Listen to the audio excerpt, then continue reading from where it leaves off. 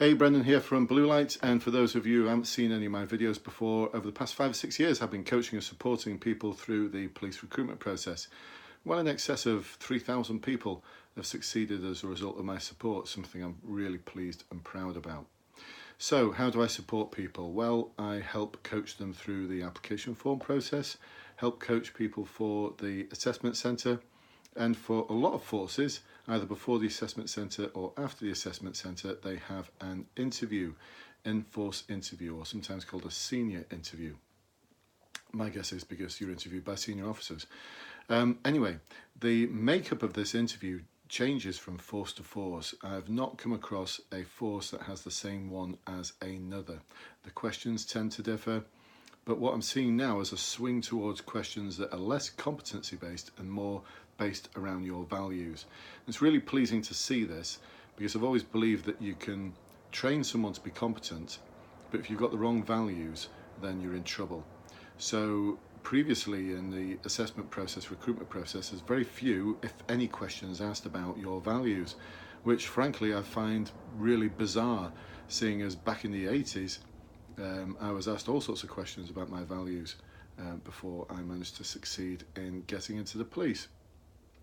It appears now that we're moving back towards that now, asking more questions about your values and your motivation for wanting to be a police officer, and I certainly applaud it. So what sort of questions are you going to get asked? Well, it depends on the force, but what I try and do for my clients is prepare them for questions like, why do you want to be a police officer? What challenges do you believe you will face as a police officer in your first few years? What values do you believe are important? What skills do you believe you will need to develop to be a police officer?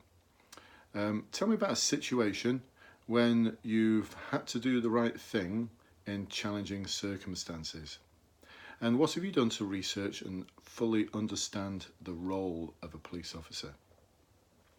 Now, I had a really good coaching session with someone earlier on who'd I'd not come across them before, but they'd read many of the books that seem to sit on the shelves of various bookshops, the sort of how to become a police officer type books. And I know that in those books, their approach is to get you to come up with a sort of very competency-based formulaic approach. Now, whilst that might work in the assessment centre, and I'm the first one to persuade people that they should be taking a very formulaic approach to things like the role plays and the interviews, that just won't work at the final interview. I promise you it won't work. I've coached and supported hundreds of people for the interview, and I've not had one person come back to say, actually, I think a very formulaic, robotic approach would have worked better. So what they're looking for is the real, authentic you, not what you think they want to hear from you, but what you have to say about yourself, your thoughts, your feelings, your concerns, your worries, your hopes, your dreams. They want to know the real you. They want you to peel back all the layers and let them into what's going on in your head, more importantly, what's going on in your heart.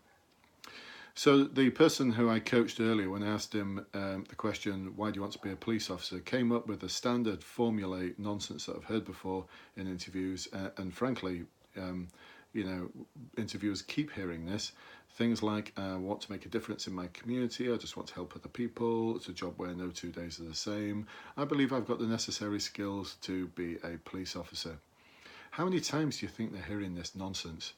And is it anything at all that's going to tell them about you, about the sort of person you are? Whether they're going to be able to trust you to do the right thing at 3 o'clock in the morning in 6 months' time, when you'll be on their team. You could well be on their team. So the people who are interviewing you are operational inspectors, chief inspectors, and sometimes sergeants. And they're not going to stand for any kind of competency buzzword nonsense. They want to know the real you.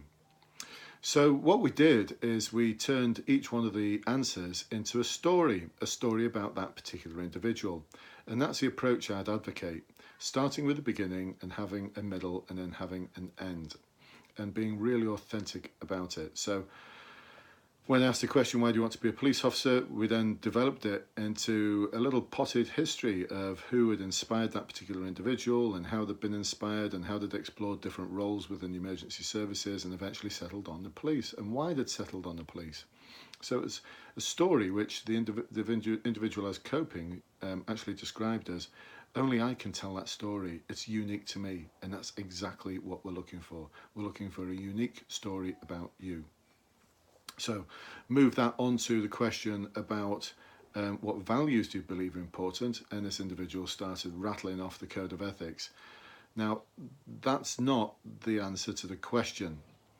The question is, what values do you believe are important to you?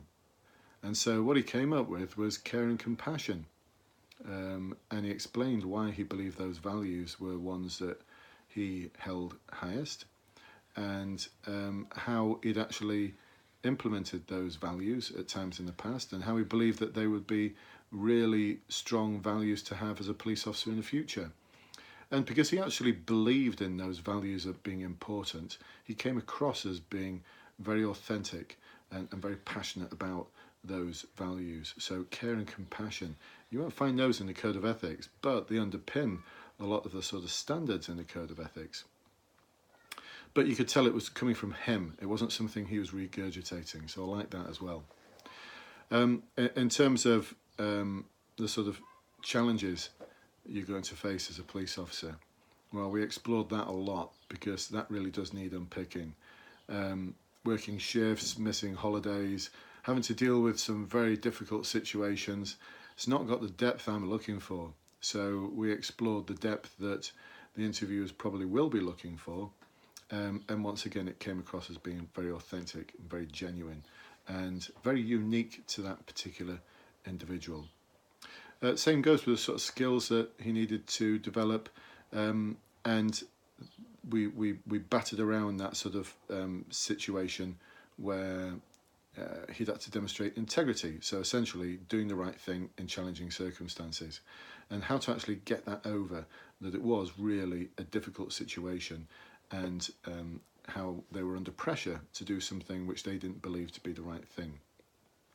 We also explored there how he actually felt in dealing with this issue and the repercussions, and we really expanded it beyond what you'd normally think of as being a typical answer. So a very enjoyable session, and the individual got a huge amount of value out of it. So anyway, there you go, folks. I hope that's got you thinking. Something else that's been mentioned by quite a few of my clients recently is, gosh, these questions are really hard to answer. Well, yeah, so they should be. You're going into a job. It's not a job. You're going into a role in society where much is going to be expected and demanded of you. So only the right people need apply.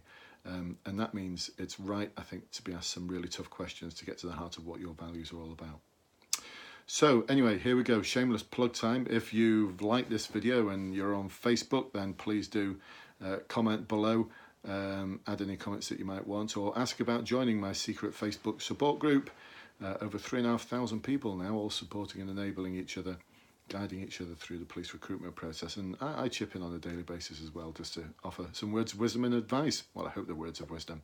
If you're watching this on YouTube, once again, you can, in the blurb below, you can see how to join the Facebook group, and also a little bit more about the services I offer, paid and otherwise.